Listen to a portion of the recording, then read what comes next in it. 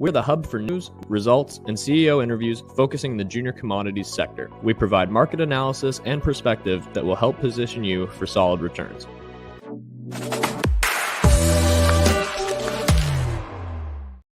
Happy Thanksgiving to all our American friends. This is a big, long weekend for our friends down south on the border. And I guess the way the dates work out too, it kind of started yesterday. Today is another big football and sporting event day. Plus we've got World Cup. It'll be a long weekend. And I think they also take the Monday off, or that's Cyber Monday. So it might be back to work on Monday, but there's still some spending to do. So it's a huge holiday around the world, and around the world's kind of picked up on it. And I think one of the things to keep in mind with that is you kind of look to see, okay, well, how are sales going? And we're seeing from Reuters, they're claiming that they've hit a record in Thanksgiving sales so far, 5.3 billion, report says. So you know what? Maybe everyone's been saving up before then to wait for sales and stuff, which is great. That's not my suggestion is, penny pinch, be careful out there. I mean, we've got record inflation. It's not going anytime soon. It's not what they report as well. We can see, it's hitting all factors of life. Most people in Vancouver, and if you're doing fairly well, you've seen it in your portfolio. You may not notice it as much, but rest assured, if you just put a little bit of effort into looking at major cities across the U.S. In the downtown core, crime is up. It's definitely falling apart. It's not a good story. But in all these great, huge changes in the world, this is often what happens. And with this inflation, we've hit the energy crisis is certainly more alarming in the UK and Europe, and we're seeing it also specifically. The kind of place that people pick on the most is being Germany, and we can see that there is certainly an energy crisis there. They're trying to cap energy prices in different ways to deal with their lack of a plan. And this is what's annoying, is that it's a distraction from their mistakes, the government's mistakes. That's what it is. And if you want to look back from it decades ago, they decided to shut all their nuclear, even though it's the safest and cleanest, because of political means. I mean, it's not based on science. I mean, if you spend any time on science, nuclear is the safest. We're seeing a reemergence of this, and this is a very good thing. It's a tough narrative. I mean, if you ask anyone, all they have to do is put out a show on Netflix that remind people about Chernobyl or remind them about 3 Mile Island, and people will immediately get scared again. But all of the data out there that we've tabulated for decades shows how much safer it is. It's not even a race or competition. And this is what's interesting about that, is that you'd think that those screaming about the science would be on board to look at the science sometime, but they tend to also be the ones that'll follow narrative about nuclear being so unsafe. And it just isn't. We'll do a show on that soon, and we'll get into the nitty gritty about the waste. That seems to be a big part for a lot of people. But that solution's already been taken care of. There's very safe ways of storing nuclear. But I just wanted to touch on it because it was great to have Consolidated Uranium on Wednesday and touch on it's going to play, whether you like it or not. It is the solution moving forward. And we need to be acting now. If you actually do believe that there's a crisis, we can't be waiting to solve problems of, can we solve the intermittency problem right now? They haven't. Wind and solar are not taking, they're not. They're taking some market share. We of course want to encourage it, and we should be, encouraging investment in technology to make these things work. It would be great. But the narrative around it is not even remotely true. And that's the part that is frustrating, is that there are plenty of companies actually solving some of these issues that are really trying to work. And, I like to take it from a perspective that's slightly different. Totally remove this carbon discussion. There's too much scientists and evidence on both sides to easily argue over that indefinitely. So I like to break it down just really nicely, really easily. And most people would agree and get on side and say, listen, let's just talk about pollution. Can we do things smarter? Can we do things to better affect air quality, better affect water, better affect, those are like just general. If someone said, yes, I'm on board, do we have technology to help do that better? Yes, we can get there. We can make strides. And in making strides each month, each year, we can cut away at carbon or whatever metric you choose you want it to look at. Why not look at it that way? If there's a way to do this, if we can get the Chinese and India and some of the developing world off coal, great. Why wouldn't we do that? Why wouldn't we get them using natural gas? That would take a big chunk of CO2 emissions off. It would be a huge change. Why aren't we doing it? Why is it that Canadians are told that they're a problem? You're not. If we turned off almost all of Canada, including the oil and gas fields, you stopped driving, you stopped all business, it would be almost negligible in the scope of the world. It would have almost no effect. It would be so minute. It's not even worth mentioning. That is the disconnect between reality and what the messaging is. And that's fine, because here we should be motivated because we can force our minds and our thoughts and some capital towards, okay, can we come up with better solutions? Can we make nuclear cleaner? Can we make natural gas cleaner? Can we come up with hydrogen? Can we come up with things like this? And that's what's exciting. And we spent yesterday at an event with Plan, or Progressive Planet. And just a quick shout out to them. It was an excellent event. There was quite a few people there for a very difficult market, to get them out to come and listen. And in short, I mean, people don't realize that the cement market, so all of your buildings, so cement, and I don't mean just your driveways and your roads, but all the buildings are made from a type of cement, and it's Portland cement. If cement was a country, it would be the number 2 emitter in the world. That's how big a problem. So that's a huge problem. So if you are big on clean and green and you want a solution, that should be in your sights. That's a major one. Well, Progressive Planet has that in their sights, and they're actually doing something about it. And that's what's so incredible, is that they have a solution. They're working on it. It's been testing. They're getting great results. They have to scale it up. There's still some ways to go, but this is an incredible opportunity to sequester carbon into cement. This could revolutionize cement, and they're doing it, and they're doing it from a background of having a stable business that's getting strong growth, strong revenue in a terrible market. It's recession proof. They make a lot of ag tech business. They do activated barn fresh for chickens that walk on. They in the agricultural side of the world, as well as kitty litter. I mean, it doesn't sound exciting, but those markets, people still have pets.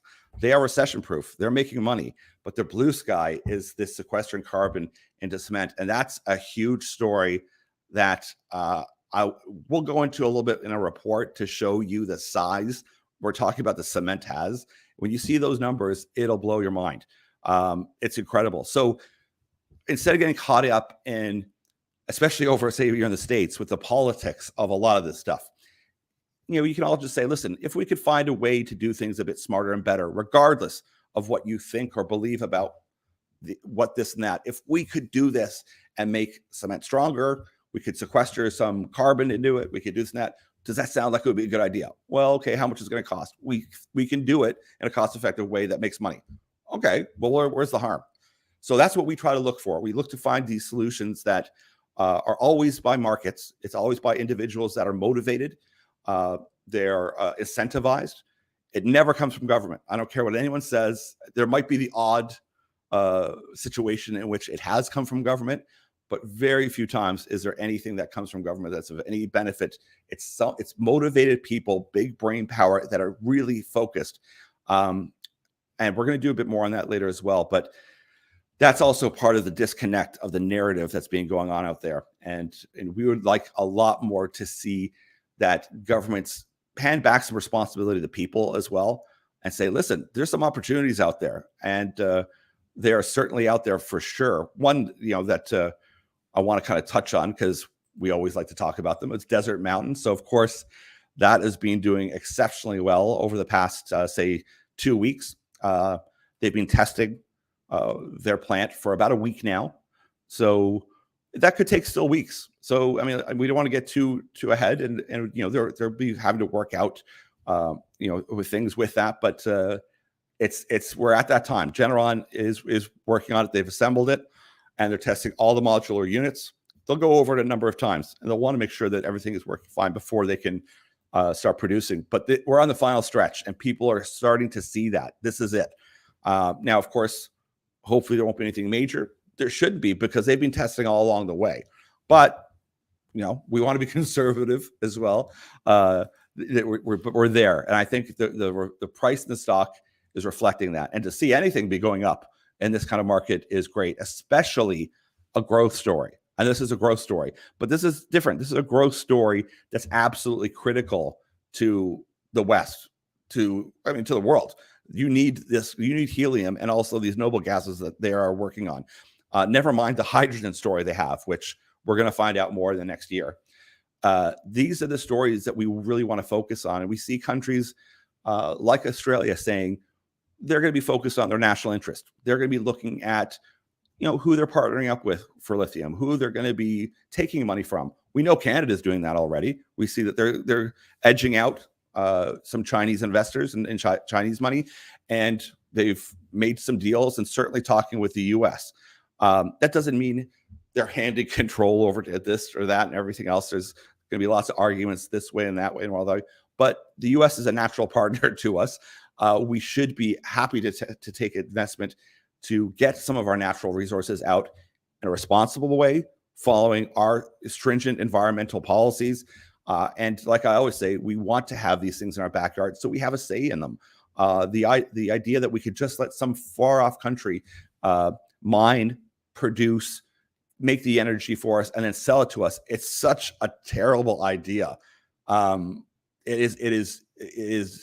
If you're choosing to hand over all responsibility for your future and your wealth, that's energy. That's where it starts first. If you control energy, that's not a good sign. That means you have no say in anything.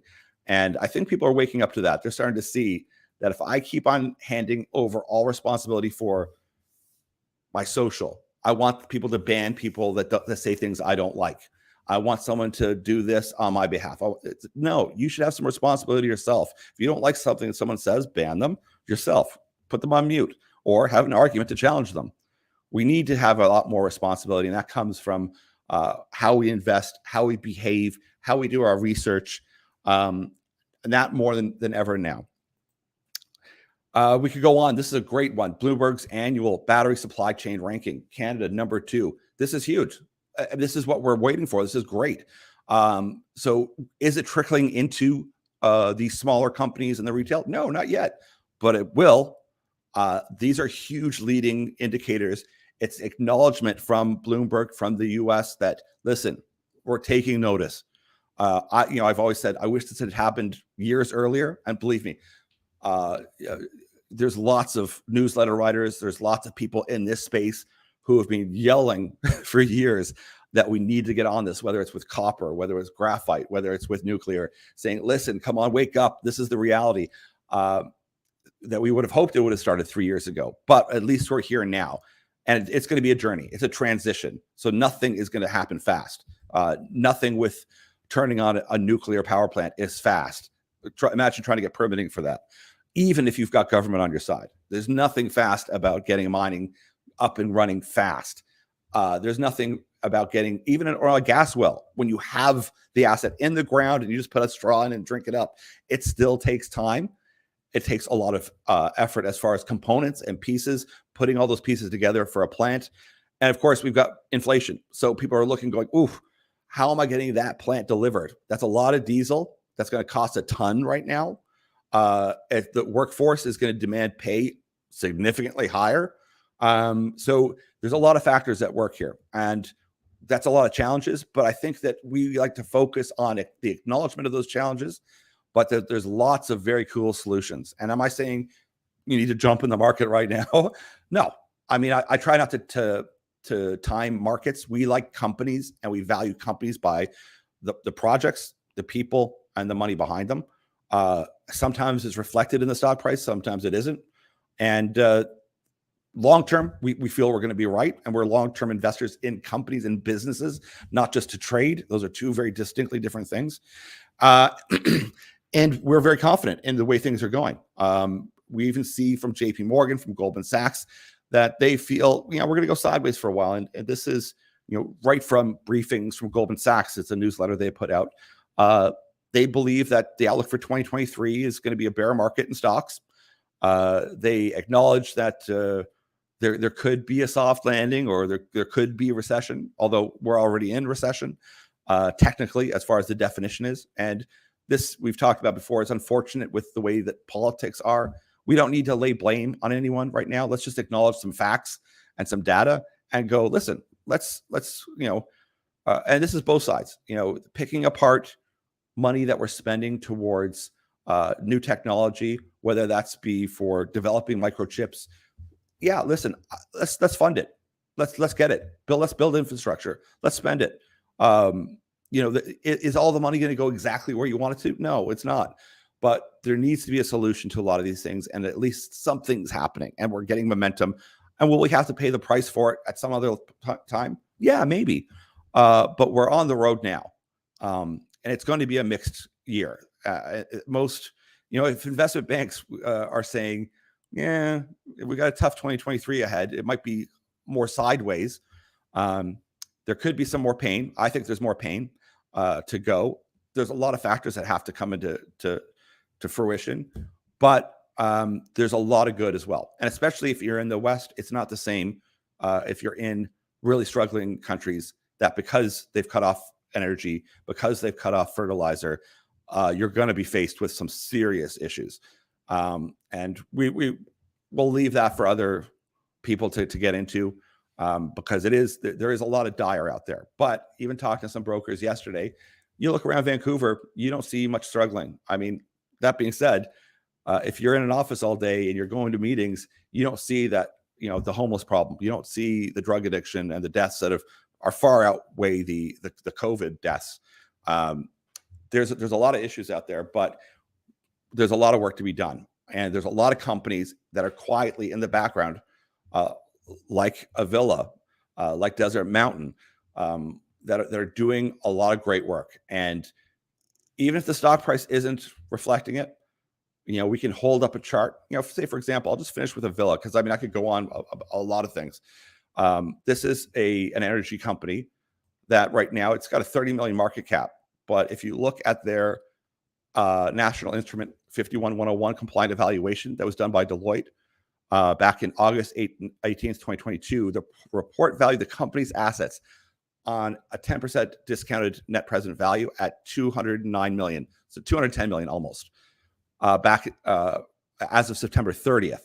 That's $2.41 per share on 87 million shares out. The company's got 30 million market capitalization right now. And no one's really paying attention. We've talked about Progressive Planet. No one's really looking at them. We've just put out our report from Versus. Now, a lot, people they don't want to hear the stories. Like, and even talk to these brokers, you can't raise money right now. No one wants to talk about this right now. But we like to keep these things in front of people. Maybe today's not the day. Maybe it's a month. Maybe it's 6 months from now. But to keep taking a peek at them every once in a while, see what they're doing. Are they living up to what they said they're going to do? And sooner or later, it's reflected in the stock price, because often you'll find, you hear, whether it's Warren Buffett or any of these people that have made a lot of money, they'll tell you, I made all my money when the market went down. Now that's hard for the average person because they don't have a lot of cash flow, and they're down 30 to 50% right now. Like if you look at your stock portfolio, we're not hedge funds. We're not, Warren Buffett. We don't have massive pools of money that we can just shift and allocate. Their also strategy is very different. But this is the time, if someone looks and goes, okay, what's on the table? What's changing? What are all of the money people that are really, you're talking about politics as well. So if you're talking BlackRock, World Economic Forum, UN, progressive movements, you're talking about a specific ideology / funding mechanism. Where are they putting money? And we know where they're putting money. And that's where we feel confident over the next, whatever the time frame is, a year, 2 years, 3 years, we're going to see a lot of amazing things happen in technology, a lot of adoption. And are we going to solve like nuclear fusion? No. Is there going to be a magical energy thing that's going to come? No. But if we apply a lot of the things that we know are true and factually true, and start taking a chunk out of pollution step by step over the next 10 years and start doing an actual transition along that 10 years, yeah, there's probably going to be some incredible technology discoveries. So that's a better way of framing this. We have crisis because we have planners that have done a terrible job. Can we get out of it? Yes, but we have to have competent people working out some of these solutions for us. And diving through that narrative to reality is very challenging. And I like to encourage people, especially over a holiday like this, is to find that middle ground and go, listen, no one needs to win an argument. No one needs to win a debate. Most people don't really know the facts on both sides. But listen, if it's something to do with the climate or anything of that nature or carbon, just would we be interested in technology that might make air cleaner, water a bit cleaner, that could help? That, like, most people are going to say yes. That seems like a pretty reasonable thing. Now, does that mean spend the amount of money and all that? Just leave that aside for now. If we just focus on that, can we do things a little bit better? Then I think we'd all get on the same page and then just start from that foundation. And I think that's how we can come together. And certainly when you look at people solving problems as far as cement, can we do it better? Yes. Progressive Planet is doing it better. And we have very high expectations for them, especially when you think a small company out of Kamloops. Now, that being said, if you look at their board and you look at their advisory board, this is not a small talent pool. So I would encourage people to give me a shout or look at their website and look at the people they've got involved. And you'll quickly be amazed that, wait a second, this is, holy cow. This company has got a lot of heavy hitters on it. How do they manage to get this together? And that's the stuff we look for. And we're excited. And it may not reflect in stock price, but we are excited that if they hit milestones and they keep doing the things they're going to do, people are going to be forced to look at them. So that's the good message. It's going to be a fun, long weekend for a lot of people. It might be stressful, but if we try to find some common ground, I think most people can find that, and find that when you take away a lot of the extremes that are out there in viewpoints right now, and everyone takes a big breath, a lot of people in that middle, that 80%, they're kind of saying a lot of the same things. And I think we could find some solace in that. So everyone, have a great Thanksgiving down south. Have a great Black Friday and Cyber Monday, if that's your thing. But also be mindful, don't spend too much. There's some tough days ahead still, but we're going to get through it. That's the thing. We're going to get through it. Let's put our heads down. Let's focus on some of these really cool stories to get excited about, and to see how people are actually making a difference out there. There's tons of them. And if you want some links, say, hey, Andrew, send me some of these ones that are doing some wild stuff out in energy, in nuclear, in lithium, whatever. I can send you YouTube links and you can get motivated very quickly. So enjoy yourself. Have a great and safe and happy long weekend, and we'll take care. Talk soon.